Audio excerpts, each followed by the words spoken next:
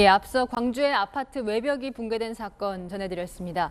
지난해 6월 같은 광주에서 철거 중이던 건물이 정류장 쪽으로 무너지며 9명이 숨지는 비극이 있었죠.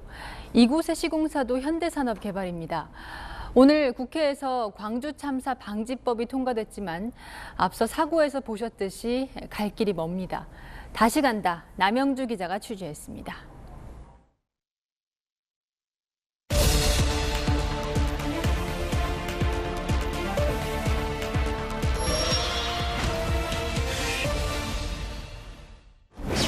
시내버스가 정류장에 들어서는 순간 철거 중이던 5층 건물이 무너지면서 버스와 도로를 덮칩니다. 가림막은 힘없이 주저앉았고 희뿌연 흙먼지가 주변을 뒤덮었습니다. 이 사고로 버스 승객 9명이 건물 잔해에 깔려 숨지고 8명이 중상을 입었습니다. 빵 소리가 났어요. 유리 조각으로 그 천을 찍고 차 안을 봤더니 운전기사님은 그대로 이렇게 눌려볼 상태니까 지붕이 눌러진 상태이기 때문에 그대로 이 상태에서 어떻게 할 방법이 없더라고요. 부실공사가 부른 참극이었습니다.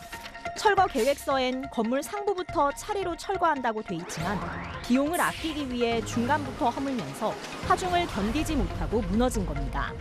시공사인 현대산업개발은 3.3제곱미터당 28만 원의 재개발 조합과 철거 계약을 맺었지만 하청에 재하청을 거듭하면서 실제 공사비는 4만 원으로 줄었습니다.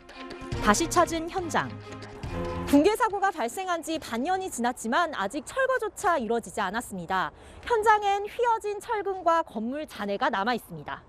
현장 압류를 시켜놨어요. 쉽게 말하면 6월 9일에 사고 나서 전부 수 없게 해서 사고 난 차량 하나만 빼놓고 싹 나갔어요. 사고 이후 병원 치료를 받던 버스 기사는 지난달 결국 운전대를 놓기로 했습니다. 동료 기사들 역시 현장을 지날 때마다 고통스럽긴 마찬가지입니다. 그 생각하면 저도 가슴이 울컥거리고 그러는데 무심코 지나가다가도 그 건물 상황을 보면은 그 현장이 갑자기 생각이 나고. 나 그날 그 사람이 뒷차였어. 다친 사람이. 진짜 무섭지 무서워. 살려주라고 그러는데 그 사람이 딱 몸에 찡겨갖고 빠지지도 못하고 병원에 실려갔는데. 시공업체 관계자를 비롯한 사고 책임자 9명과 재개발 사업 과정에서 업체를 연결시켜준 대가로 돈을 받은 문흥식 전 5.18 구속 부상자 회장 등 4명은 재판에 넘겨졌습니다.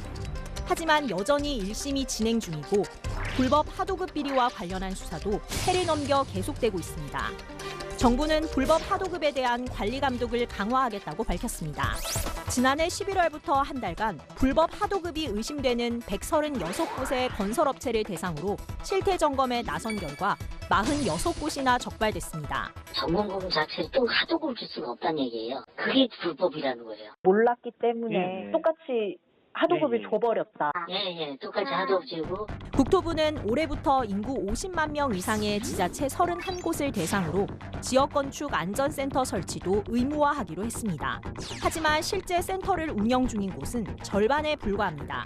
사고 예방을 위한 보다 적극적인 노력이 필요하다는 지적이 나옵니다. 저희 가족들의 희생을 통해서 불법 하도급이며 불법 철거 이런 문제가 법제화 돼서 이런 일이 일어나지 않고 좀 더 나은 대한민국이 됐으면 좋겠다. 다시 간다. 남영주입니다.